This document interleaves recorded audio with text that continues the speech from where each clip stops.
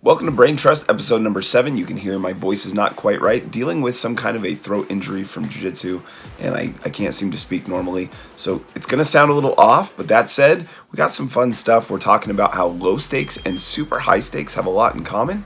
We're going to talk about some hand histories, and we break down and review our interview time with Corey and some thoughts on where he's at and what he's doing in the poker world. You just found the weapons you needed.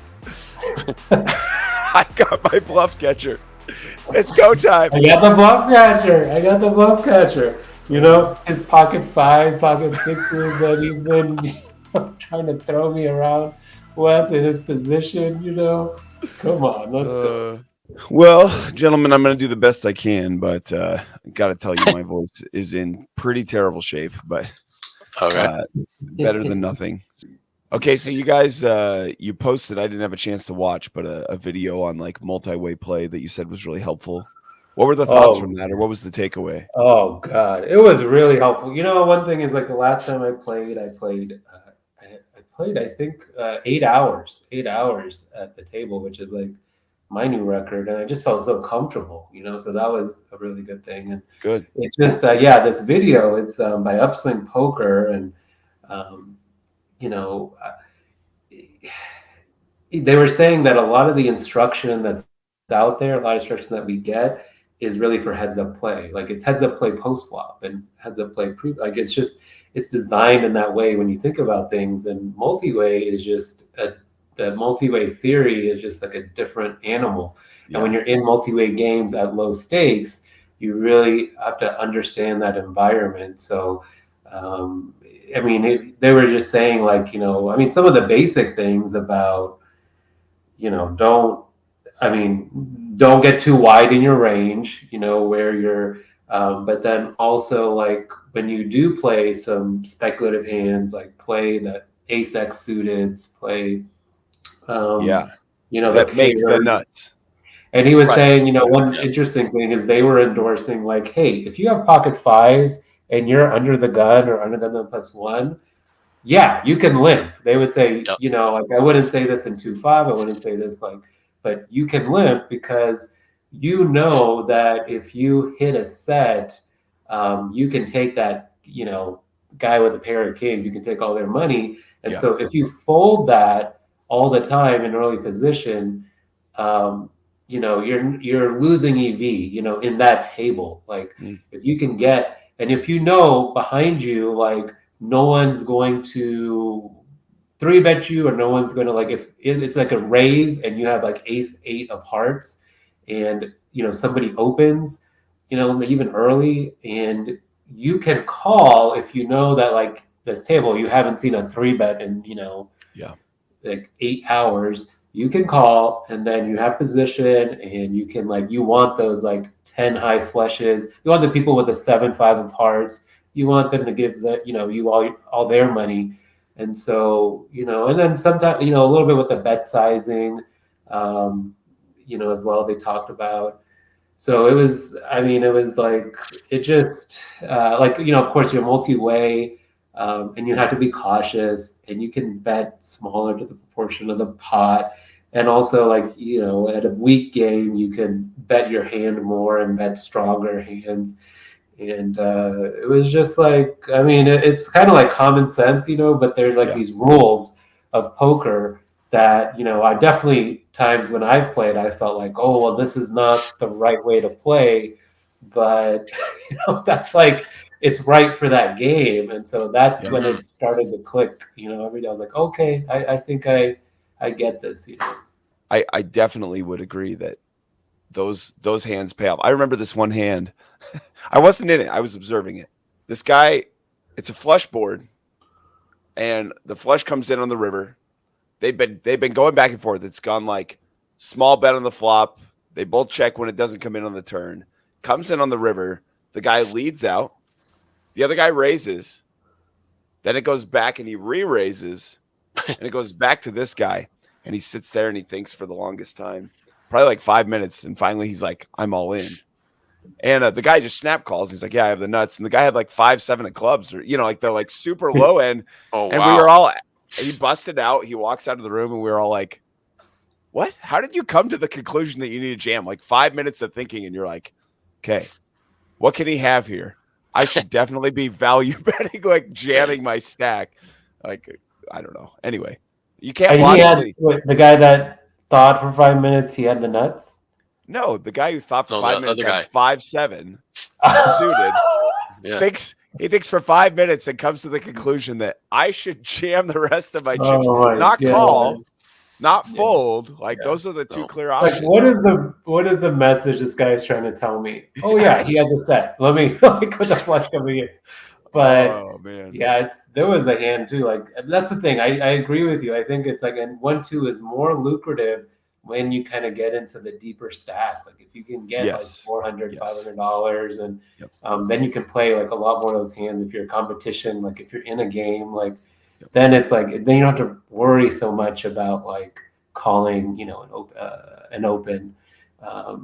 It's in some ways it's so much easier. There was a game, this guy, like we were very friendly and we're talking and he was great and he was playing great and he had like I don't know, he had like $1,500 or something at this table and I think I had a profit of like $40 in the same amount of time. So like he's doing great and then this guy comes and he just sits for like a hand or he just comes in right at the end of this and this guy has so much and he's like and the guy knows that guy, like the guy that I was friends with, like say A knew B, and knew B was like a tight guy, and he's like, oh God, this guy's coming, And this board was like, I think it was Jack Queen Ace, and they're like, and it might have been the river, I don't know where it was, but they went in there back and forth, like raise, it was, bet, and then raise and then re-raise and like it's doing all this and then they're like all in and I'm like hoping my friend I'm like please please have the king 10 like how can you not have the king 10 he didn't have the king 10 the tight guy had the king 10 king. he had like a set or something he had like a Okay. set I mean he had something but he felt pretty good about his hand but I was like oh no like why were you doing all this but that's I mean he said he was Oh, go ahead. He said he was a professional gambler. Like he was betting on all the games on the TVs. He had a place in Vegas. He had another place somewhere else. And I don't know, but yeah, that was not good. And then he just started again at 300, A professional gambler, huh? Yikes. It's funny because Did he? Are you sure he said professional, not just gambler? Yeah. I am a gambler. But he started back at 300 and I was so disgusted. I left. Like he stayed, and I had to leave. Like it hurt you too much. Like I was there with him for like 4 hours, seeing him build this thing, and then I'm like, I gotta go, man. This is That's hilarious. Okay, so there is something here that I think we could talk about that I think is interesting. If you're ever playing those like 1-2 games, and you see a guy that maybe like isn't typically running up a stack. I've seen this, like you really got to have a feel for where they're at, but when they suddenly double up, like you could, there's dudes that you can just tell, right? They come in, you can tell by the way they're playing, the cards they're playing, the hands they're playing, the way they're moving chips around. You're like, okay, this dude does not play a lot of poker, but probably enough that he knows the game, right? But he'll double up on some lucky hand or whatever. And then there's something here that I think is really important, and that's that you can kind of like, you basically can go and like drag them into deeper waters because they're not used to playing doubled up. They're not used to $600 instead of $3. And so they'll make these mistakes where you bet. They're not thinking about the leverage of 3 streets. They're just like, I have a hand, I'll call. The turn, you bet again. They're like, yeah, I have a hand, I'll call.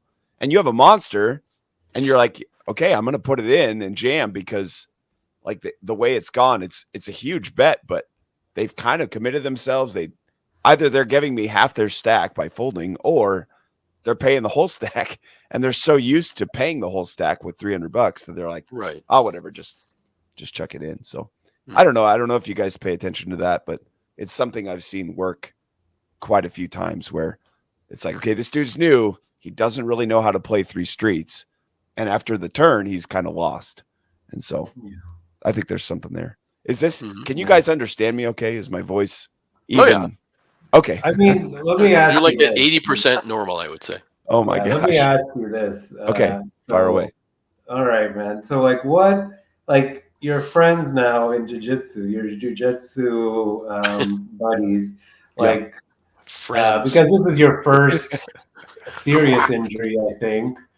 Um, so, what have they told you? Like, what can you expect for your body, like in the future? Like, what other injuries can we like? What is the typical? Because when you skateboard, and you ding something up, you have a scrape, or you have like a bruise, or you get a cast. Like, oh yeah, that's part of it. So like for this, what can we expect? Funny you say that, because I did skate and snowboard a lot as a kid, and I have like my knees are like they're okay because I did too much damage to them when I was younger. But there's a lot of memes actually of jiu-jitsu, and it'll show like a guy who's like in his late 80s, and it'll say jiu-jitsu is not hard on your body, and then it says like Bill 25, and I think I found that to be fairly true. Like my kids, we were bouncing on the trampoline today, and I got bruises down this arm, and I got a couple here, and my ear is like puffed with the cauliflower thing from wrestling, and this pinky's swollen, and like I've got this voice thing. So like it's not easy on your body. But that said, I don't feel like any of it is stuff you can't come back from. I think it's like, to me, it's a worthwhile trade as of right now. I don't like this. This sounds insane. Like, so your wife is like, she's like, whatever. She's like, what if something you like to do, or I think it bothers her, but she's like, I think she's understanding of like, hey, like sometimes as a man, like this is something I want to do. It's something I like. I'm okay with the consequences. And I've told her like part of why I do this is to be able to better protect my family, right? Not that I'm like some great I don't have like some great skill set to begin with. But I have every intention of protecting them with all I have. Mm-hmm. The less skills I have to do that, the less likely I am to succeed, even if I'm willing to go out there and give it everything I've got, right? So I love the sport. I think it's fantastic. It's so fun, and it's a very useful life skill that I think is good. And it, like, if you guys ever end up trying it, you're playing chess. It's so fun because this guy's moving this way, and you're like, oh, his weight just shifted there. He's going to try to pin this arm. I've got to move here. I got to grab that. Like it is all the elements of like chess and poker, but you're physically playing. It's so cool. Yeah, I can tell that you like it. And I don't know. It reminds me, I watched this Jerry Seinfeld interview. This interview came out this week, and he was like, if I'm around the house, like, I'm off work, I'm around the house for a while, I just get antsy. I get like uncomfortable. I get like, it's just like, I get a certain way. And he's like, I learned something about myself. So like, I have to go to work. And he also said like, I learned something about myself. I do well in uncomfortable situations. I like uncomfortable, like I like difficult situations. I need to be in those things. So I need to like find myself in some difficult projects and doing some difficult things. And that's for some reason, that's when I thrive a little more than just being relaxed and so like, like I think I was telling my friends, like my coworkers, I was telling them like about this situation that happened at poker one day. And they were like, looked at me, this like fellow like social work counselor person looked at me, and she says, "That sounds very stressful. That sounds very stressful." Like that's what I'm doing on the weekends. And I didn't realize it. I was like, oh yeah. So I mean, for yourself, like you got the jujitsu, and you got. Poker is like it actually is. It's stressful. Like it is. It can be, yeah. I mean, it's. But do you guys find a certain level of like,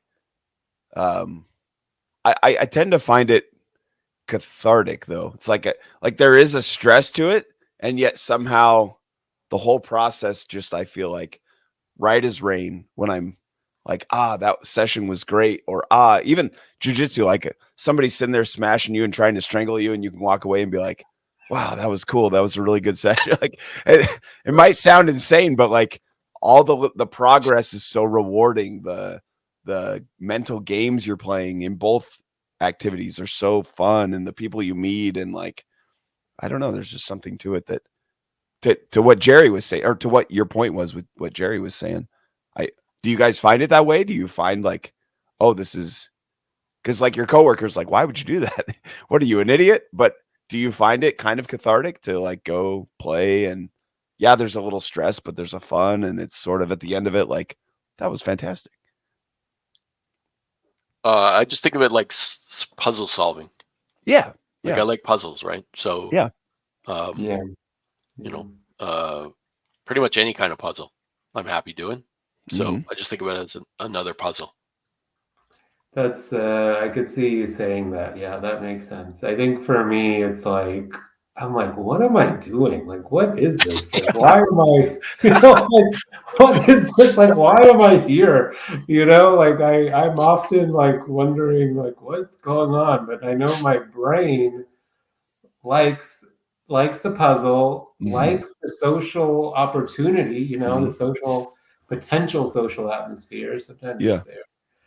And it's just like sometimes like what they say is like, well, I don't know, there's little different iterations of this, but it's kind of like you don't find your career kind of finds you. It's just kind of like it's just the goodness of fit. And for whatever reason, I have been enjoying it a lot more because like I've been able to like, I don't know, there's been a shift and I'm able to kind of be more social at the table and enjoy more parts, because I think it was too stressful, honestly. I think I was like so stressed about it. And I mean, the money I win or lose doesn't make any difference to my life, but it's just like, it was just the way I was carrying it. And I don't know. So yeah, it's, I have no idea. Do you, because they're like, for me with poker, I will say this is not always the case. There are definitely lows that hurt, and like times where you leave the poker room and you're like, what am I doing? What a waste of time. Like, what was that? If I had just stayed home. Yeah, I mean, I know you guys have thought this to yourself, but if I had just stayed home, I'd have $1,000 more or whatever. But like when I did a half marathon, I don't know, 15 years ago, something like that. And I remember getting back from these like 10-mile runs, and the feeling afterwards is you almost feel like you're floating, like it's whether it's the endorphins or whatever it is, the chemical release in your brain, but you're just like, wow, this is an incredible feeling. And poker's not the same because it's not, your body's not doing the same thing on a biologic level, but I feel like mentally it's a similar high where there's just this like satisfaction to it all. And it doesn't even have to be a big win, but what you were talking about, Tom, that like puzzle solving, I find myself going like, wow, this was really rewarding today. Especially when you make a play that you wouldn't normally make, you read the situation well and you make a play that's like, wow, this probably isn't what is normal, but I know I should be doing it. And it's correct. Like, oh, just that feeling, it's hard. It's like a drug. It's hard not to chase it. So, I mean, I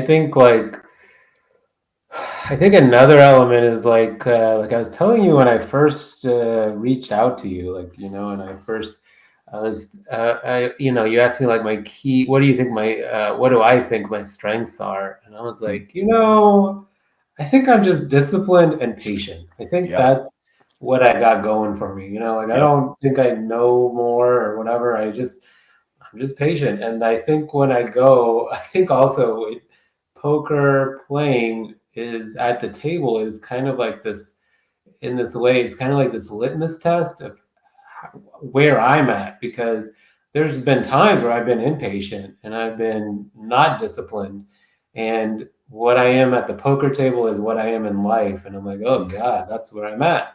And then it's very satisfying to be at that place where like, oh yeah, I mean, I can play 8 hours and I'm very comfortable and I'm being disciplined enough, and and it's just like, it's funny because like that session, there was just one moment of impatience that kind of took some of the profits away. But it's like, Yeah, I could see something there, like something's going right in my mental world. So I like that. there's something, even like I remember the moment when I realized that under the gun I need to fold ace jack off, and I did it, and I did it again, and I did it again, and then got to the point.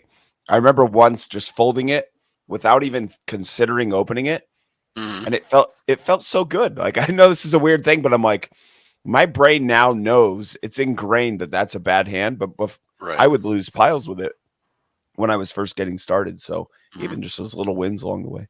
Tom, did you have any thoughts? Like, I feel like Jess and I have said a lot, but anything on your mind? No, not really. I don't really feel like a lot of ups and downs when playing poker. I just sort of think of it as like, it's an interesting problem. If I mess up the problem, then I will get kind of ticked off at myself if it was like kind of obvious that I did something dumb. Yeah. But other than that, no, I don't really. How do I'm you? not really a gambling person.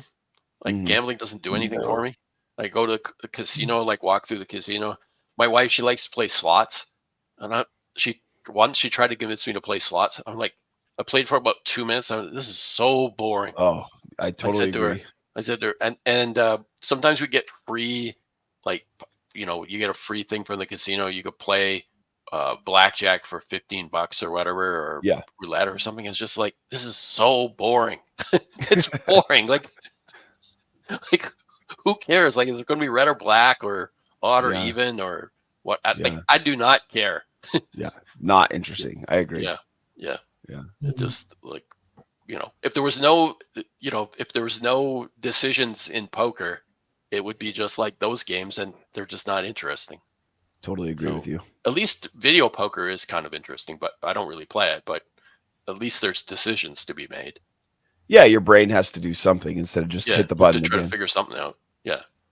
But I think I've told you guys this story, but I once was taking a walk. I think, Jess, I've told you this story. I don't know, Tom, that I've ever shared it with you, but I was taking a break, one of my like many breaks while I'm playing poker, where I'm like, hey, I'm just gonna go do my loop and hit the bathroom and get a drink and all that stuff. And I walk by this guy, and he's mentally handicapped, and he's sitting at a slot machine pressing the button. While he's pressing it, he's just sobbing. He's just like,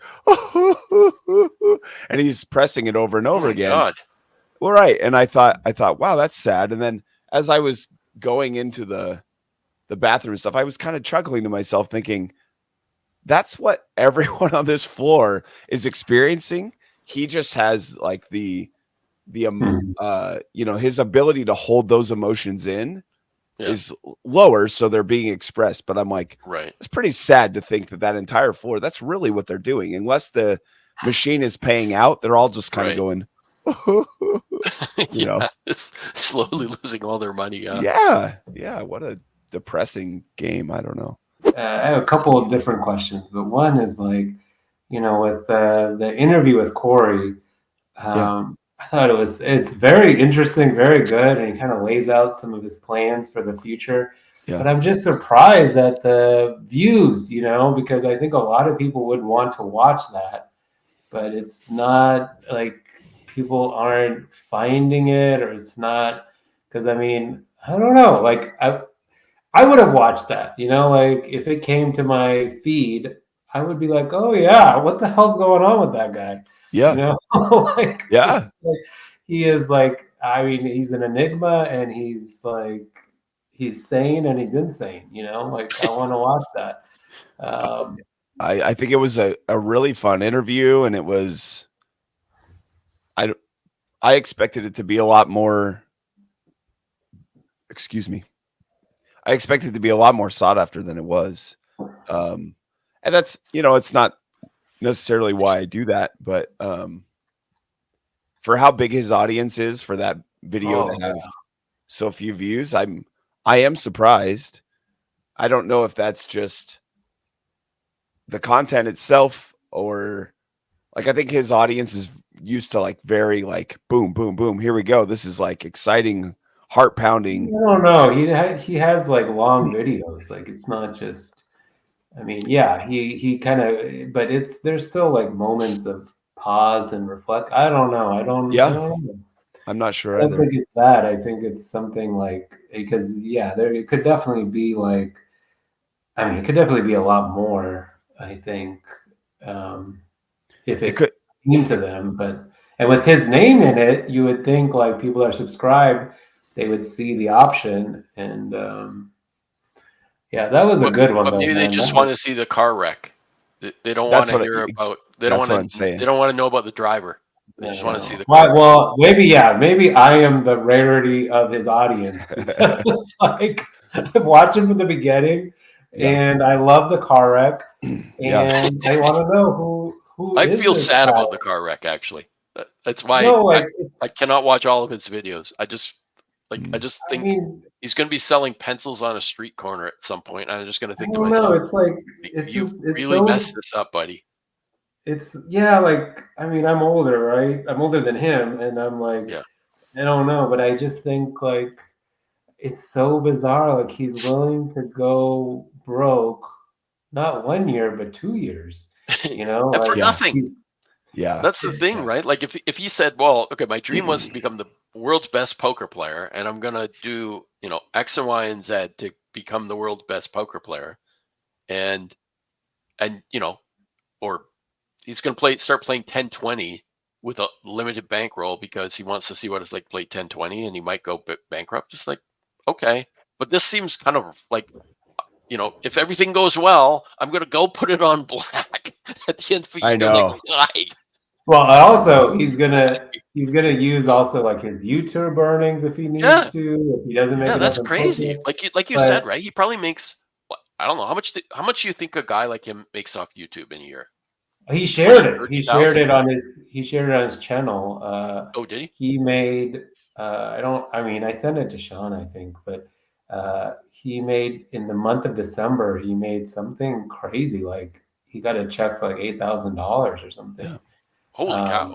Okay. Yeah. So just for the month of December. So he has a big channel. It was making good amount of money, but that's why I say he's sane and insane because, like, if he does roulette, if he does blackjack, 50% chance this year of making money, and then next year roulette 50% chance. Even it's 47, but even if we say 50, sure. it's like 25% chance of having money at the end of the year. But it's also like this thing where he's creating a huge audience. That's you can make money and then what do you do with that audience on your third year?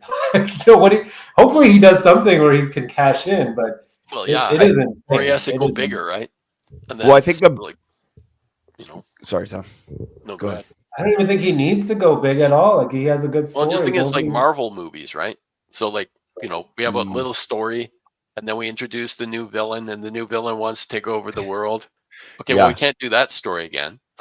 Because we already had one to take it. So this guy's going to take over the universe or the solar system or whatever, and then now this guy has to take over all the universes, the multiverses, right? Right. It's like, okay, well, where does this end? Like how do you end this? And I think part of the brilliance behind it though is that he's coming at this with like. He's taking something that's very confined. Like poker this is your poker audience. Right. And he's now going like, hey, I want all these people out here, these people out here. Like he's expanding his audience to be like this, right? Yeah. And so he's picking up everyone. And to your point, it's a car wreck.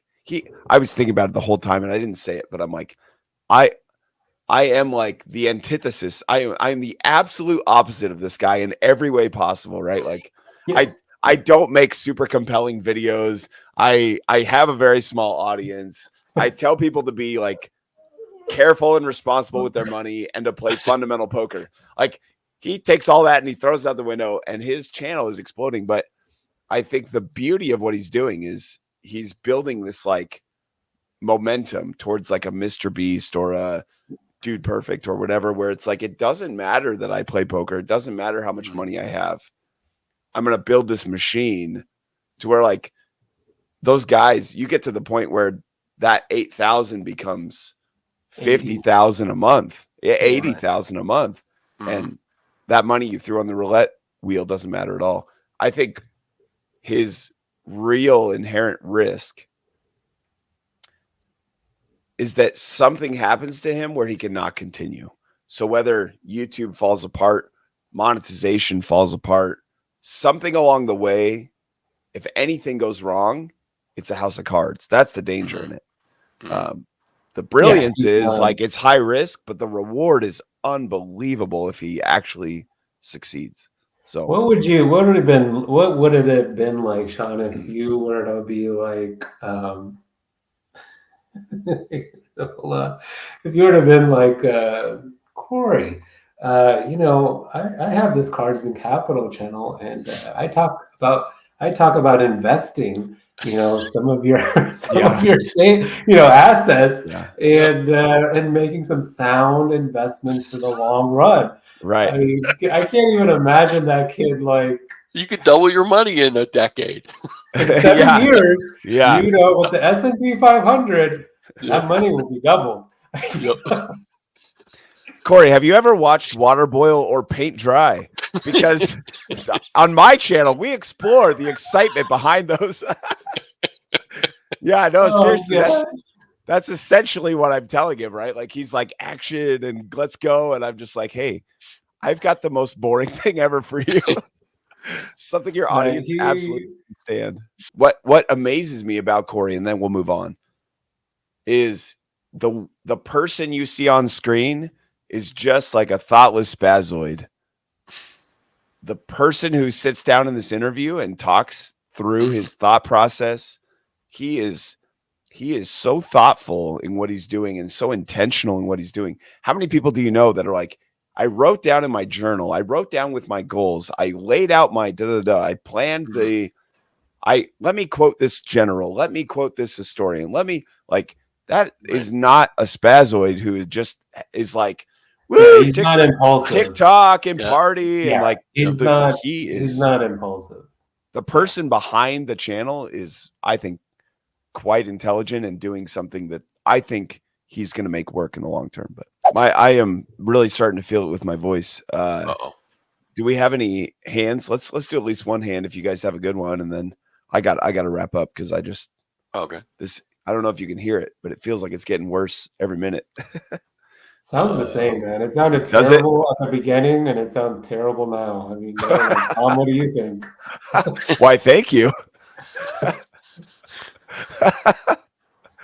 Well, do you have a hand, or do you want me to go, or what would you like to do? I have a bad hand. I have a hand. Okay, let's hear it. Let's hear it. Okay, this is the last session, and this is like after 7 hours, and I'm like feeling really good about myself. Is this where you gave away some of your profits? This is where I gave away my profits. So I am in the hijack. I have $450, and I wake up with 8, 9 of diamonds. Are you into the game 300? Yeah. So you're up 150. Okay. All right. Okay. And this is 1-3. 2. 1-2. Okay. 1-2. Okay. So under the gun puts 2, thinks, reflects, and he limps. And then I'm in the hijack, and I limp too, and with 8-9, so I don't know what I'm doing. Cut off limps, and then the button opens to 20. The button has 360 behind. 360. And this guy had just sat down not that long ago and was playing about every hand. Or playing a lot of hands, I should say, not every hand. But so beat him like 75%? Yeah, and I mean, it's a short sample size, so of course, he could have like aces and kings and queens and just sat down and having all these things, but he was active, and he showed down a hand against somebody else, and it was like not a good. He didn't have a good starting hand, like maybe a Okay. hand that I would not play. But so I was kind of like, I was really thinking, man, if I hit any kind of hand on this guy, it's going to be great because. So that was kind of my mentality, and I was sort of like almost too focused on him. Well, I just have a quick thought on this. So as I've been studying PLO, there's just so much emphasis on the nuttiness of your hand. And this kind of goes back to our earlier conversation where we were discussing playing a low stakes game multi-way and why like a suited ace or a pocket pair has so much potential upside. Yeah. I think a hand like 8-9 suited, it just like multi-way, it just reeks of the potential to get coolered. So like our brain always imagines the best case scenario where we flop like 8-8-9 or we flop 7-6-5 or whatever we think of. We flop diamonds, nobody else does. And those are very profitable situations. But for every one of those, I'd say there's an equal number of situations where we flop the bottom end of the straight. We flop, two pair when there's a higher two pair. We flop like, it's like 8-9 king and they have king 9 or there's diamonds, but we have the lower end of the diamonds. So we're going to lose a substantial portion of our chips on all those situations multi-way. If you go heads up to that board of 10 jack queen, you feel very confident that you are somewhere near the top. And because you raised, you have a much better idea of how likely they are to have the straight. Whereas in these pots where you limp, they decide to like squeeze potentially. Now we get a bunch of callers. It's really hard to know where we're at. And you're going to get coolered so often that I think it's a losing play to try to go multi-way with this hand. So for me, I'm going to try to get out of the way, either raise this up or fold. But I don't think I'm going to limp call because of that potential to get all those reverse implied odds. So yeah, that makes sense. I think, I think like if I have 9-8 suited and we're he has 360 and like a flush comes in and we're getting all the money in, it's either going to be, I mean, it's probably for most reasonable players it will be really bad for me because what are they doing this with, putting all their money in.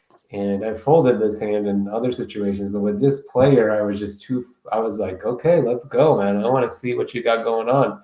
And so I called, and then the cutoff called. So like, three players, I'm first to act. Okay. 65 in the pot, and the flop is queen of spades, 10 of diamonds, 4 of diamonds. Ooh, that's interesting. It's interesting. It's juicy. We got a little gut shot there. We got a flush draw. Something. It's the queen of spades, so somebody could have a higher diamonds there, a pair. We got a little taste. So do we know anything about the cutoff? Yeah, we did, but now I don't remember. Okay. Something. So anyway. I checked, and the cutoff checked, and the button bet $30. So that's 30 into 65. Correct. So basically half pot bet. Okay. Well, I think you could do that. You could go two ways with this, right? You could call. You could check raise this too, I think. You have a lot of equity. If you can make him fold, say king queen, no diamond, that would be good. He's not folding. Oh, he's not that kind of guy. He's not a folder. I don't. I mean, I think he's been playing a lot. I mean, he bought back in, I think. So he's just been playing a lot of hands, and I don't see him as someone that was folding to aggression. He would hang in there. Oh, really? if I got check raised here, the only hands I'm giving you credit for are a set of 4s and the 2 queen 10 suited combos, which to me, five combos versus all the potential flush draws that you might have. If I have a real hand, I'm not going to go away to a check raise. Well, I'm only going to do it with the combo draws and probably not the best of the draws. No, I get what you're saying. My point being, like, what value hands, like, you don't have 10s, you don't have queens. You're not going to like limp call 10s and queens pre-flop. Right. But maybe you would do it with 4s. So like it's either 4s or like a weirdly played queen 10 suited, which there are only 2 combos of. 2 combos. So you have 5 combos of value and you have millions of combos of draws. So like I'm snap calling you with top pair here because it just doesn't make any sense the way it's been played. Yeah, it would be mostly and you have to get through multiple opponents. So there's a cutoff that you have to get through, and so 4s, probably not 10s, not queens. I mean, also like the queen 10 could be all offsuit too. Like I think in this game, like would not be surprised. No, wait, would you have the offsuit queen 10? Yeah. I mean, he doesn't know. I mean, he just sat down, right? So, okay. Yeah, to him, I could have whatever, but he should be calling if he has like a good pair, a top pair. But Tom, what do you think about? Because this is what's going through my head now. If I'm in this position, what do you think about setting up a potential check raise on the turn, depending on the outcome?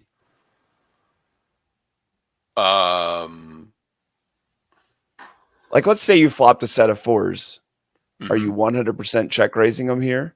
Or is there ever a world where you're like, I will not 100%, call and then, but I would do it most of the time. Like I would too. More than 80% of the time, I would say. Definitely. I would as well. Yeah. And same with queen 10 suited. I would. Now I wouldn't be playing the offsuit. I wouldn't either. Honestly, I wouldn't be playing the suited version for an extra $18. I wouldn't either. Yeah. But okay, we're here. And if you said like, okay, I mean, I wouldn't be playing this hand either. So, So I'm not sure, like for another $18, I'm not even sure what hands I would be playing. Frankly, I'm not even sure there's any hand. So here's what I like about waiting for the turn is that you can check raise your value. So if a jack comes in, a diamond comes in, all that stuff, you can actually check raise it for value.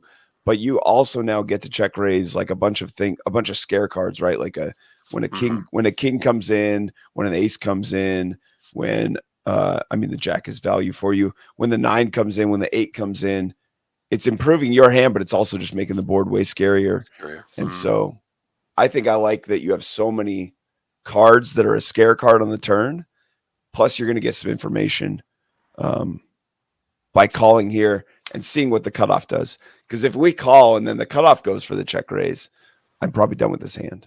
Yeah, for sure. So I think that would be my thought. But what do you guys think of that? I like it. I mean, I like if, like you said, like Jack, 9, 8,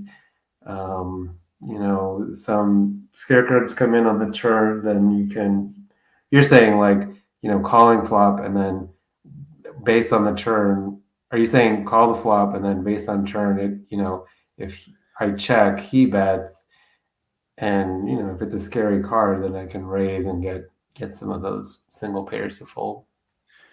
Yeah, I think you can check raise both for value and as a bluff, and I think there's so many cards that allow you to do that both ways that I think it gives you just a much more powerful bet and a story that makes more sense.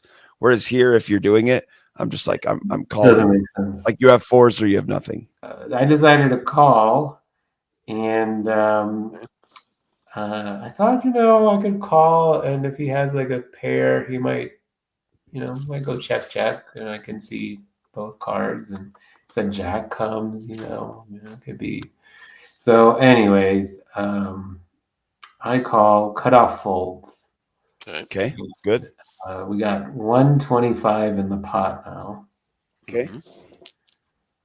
Okay, and so then it's heavy sigh. Okay. Yeah, it's painful. So Queen of Spades, 10 of Diamonds, 4 of diamonds, and turn card is 4 of hearts. Oh, that's not a good one. No. So it takes away one of the hands that I could represent, or the combos, most of the combos. So I check, and the button bets $75. Okay. Fold. I think you got to be done now. There's nothing you could really rep. It's not a profitable call. You're getting called too often when you jam. I think you just have to fold. Tom, what do you think? Yeah. Did you get creative, or did you let this one go? I'm curious. Well, yeah, I mean, he could have all the 10s and the queens, and he could still do this with a I like his sizing overpair. too. He could do this. It's a good sizing. He could do this with like top pair, just trying to, with the flush draws, like putting something in there that's just really not profitable. And that's when I learned that being there 8 hours is probably too long. So I should have left maybe an hour before. But my decision making was poor, but I was too focused on him. I don't know what I was thinking, because I was like, well, he could have some strong hands here. And then for some reason I called 75. Like I would never do it. I feel like I wouldn't usually do that. Like I've been playing a long time, and I've been stewarding my chips and being very, like, when you play 8 hours, you're folding a ton of shit. And like even if I have 8-9, you did that turn card help me or hurt me? It hurt me. It did not help me, and it didn't help me in any way. Yeah. Now, if he has a set, I don't even beat. I don't even beat that. So you have to flow with the hand. You have to flow with, like, what is the turn card? Did that help me or hurt me? Should I put more money in this, or should I get out? Like, even if you were like had a medium strength hand and the turn card is terrible, like you have to factor that in, right? Right. So I don't know what I know what I was thinking. I think, but it was terrible. It was just like, I think this guy is either doesn't got much, or he has a medium strength hand and he doesn't want me to get to where I need to go. Well, the funny thing about this is, like, even if you're 100% correct right now, you're probably losing to all of his bluffs, right? Like the things he's bluffing you with, you're still losing. Oh, you have no showdown value. So like your call is purely to like draw to a hand that still might not be the nuts. All right, so wait for this now. Wait for this. Okay. So the river comes, and it's Queen 10 4-4, and the river is a 9 of clubs. Oh, so you get your bluff catcher. Okay. So I get my pair. I get my bluff catcher. So I'm like, okay, all right. This bastard, he's seen me call twice. He hit this might check through, and I might beat his like ace 7 hand right here. I might get it through. Like, is he gonna commit to this? Of course, he may have a full house, and I'm just talking to myself here. So terrible to be here. There's 275 in the pot. So you check. I check, and the button bets 150. And you're feeling yourself, feeling confident, combative. This guy has no idea who he's messing with. You just found the weapons you needed. I got my bluff catcher. It's go time. I got the bluff catcher.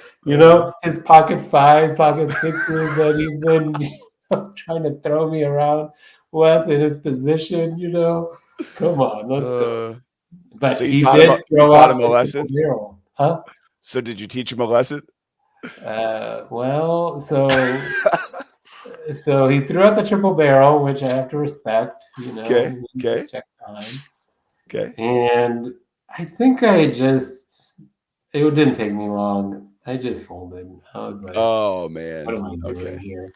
Okay. What's going on? Like, listen, he would have to have exactly like ace jack, ace king, like some garbage to kind of keep this thing going.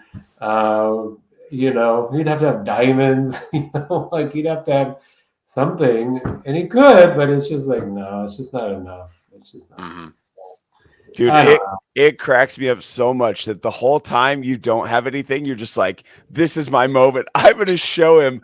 And then the moment you have something, you're like, I'm out. I'm out. Yeah. That's it. Yeah, it was a small something. I mean, I really had nothing, you know, I really had Right, nothing for right. so long.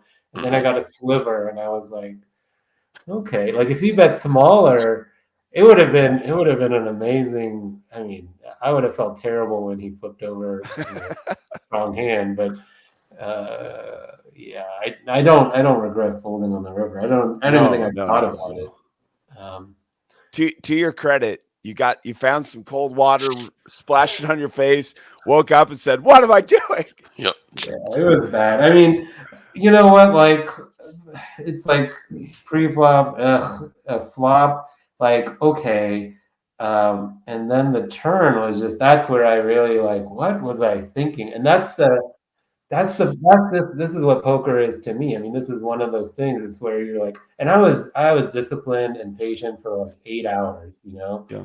and it's just that moment, you know, it happens to me. It's just that moment where it's just like, it's just if I think about like, you know, there's this rational part of me, then there's this like, you know, this creative, you know, unorthodox, super high stakes player in there that's like, do The this, artist. do that, you know.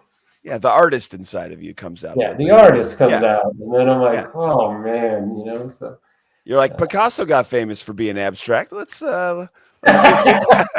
yeah, yeah. Rampage, you know, that $1 million hand. Yeah, He's yeah. all in.